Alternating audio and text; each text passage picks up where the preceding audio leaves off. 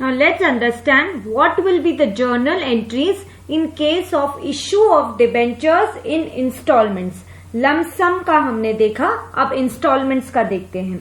Same entries as issue of shares in installments, मतलब जो application money होता था, देन सेकेंड अलॉटमेंट मनी, और फिर यदि कोई कॉल है तो वो सेम एंट्रीज हैं. There is no difference except जहां पर आप शेयर एप्लीकेशन लिखते थे, डिबेंचर एप्लीकेशन लिख दो, और जहां पर इक्विटी शेयर कैपिटल लिखते थे वहां परसेंटेज डिबेंचर आपको लिखना है. So see how it is done.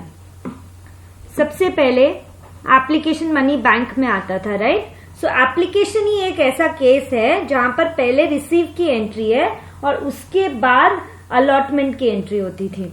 तो फर्स्ट केस जो हमारा एप्लीकेशन मनी बैंक में आ गया, bank account debit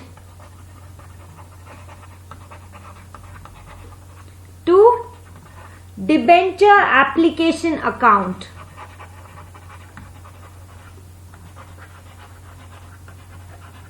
okay, amount actually received in application, यानी कि एक्चुअल रिसिप्ट कितना हुआ है वो हम यहां नोट डाउन करेंगे. चाहे ओवर सब्सक्राइब हुआ हो चाहे अंडर सब्सक्राइब हुआ, एक्चुअल अमाउंट हम यहां डाल देंगे. फिर हमारी एप्लीकेशन से रिलेटेड सेकेंड एंट्री कौन सी होगी? Allotment of debenture. ओके, सो आप क्या करोगे? डिबेंचर एप्लीकेशन अकाउंट डेबिट, जिसको अभी जस्ट आपने क्रेडिट किया था उसको वापस करो debit. Debenture application account debit to percentage, जो भी परसेंटेज ऑफ डिबेंचर्स दिया गया है, टू परसेंटेज डिबेंचर अकाउंट. यदि कोई रिफंड है, ओवर सब्सक्रिप्शन और रिफंड कर रहे हो तो क्या करोगे? To bank. एप्लीकेशन की दोनों एंट्रीज हो गई.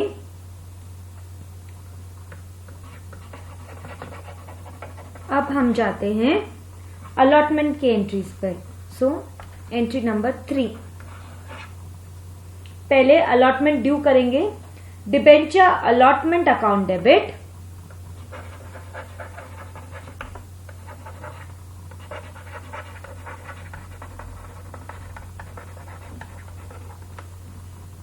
टू जितना भी परसेंटेज ऑफ फेस वैल्यू का डिबेंचर है वो, so to whatever percentage debenture account. और मान लीजिए कोई सिक्योरिटीज प्रीमियम है जो at the time of allotment है, तो एडिशनली यहां पर आ जाएगा to securities premium reserve account.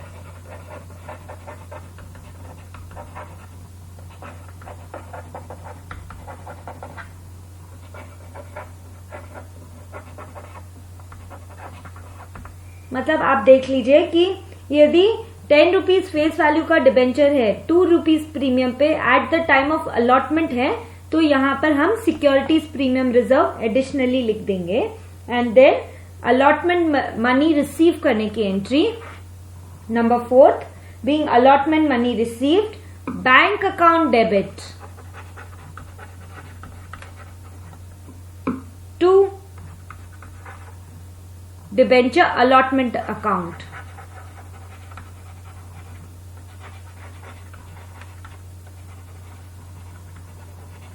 Okay, so we have also done the allotment entries. Now we'll switch over to call entries. So call entry में भी पहले ड्यू करने की एंट्री होगी.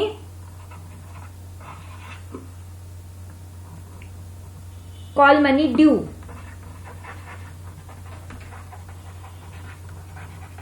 ड्यू करने की क्या एंट्री होगी? Debenture call account debit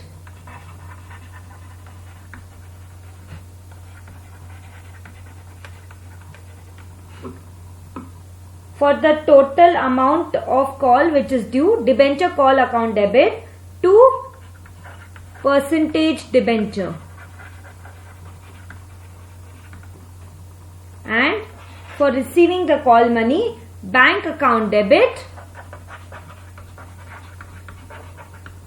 to debenture call.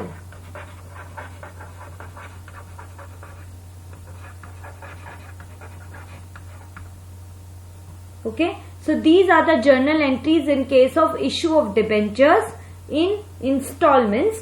Same as that we do in equity share. Instead of using the word equity share capital, use the word percentage debentures, and equity share application, equity share allotment, equity share first and final call के बजाय use करो words debenture application, debenture allotment, debenture first and final call. Okay, so we'll do a practical question for better understanding. And one more thing has to be remembered, जैसे shares में forfeiture और reissue की entry होती है, वो debentures के case में उतना नहीं होता है. Okay, so these are the 6 main entries which we have to follow.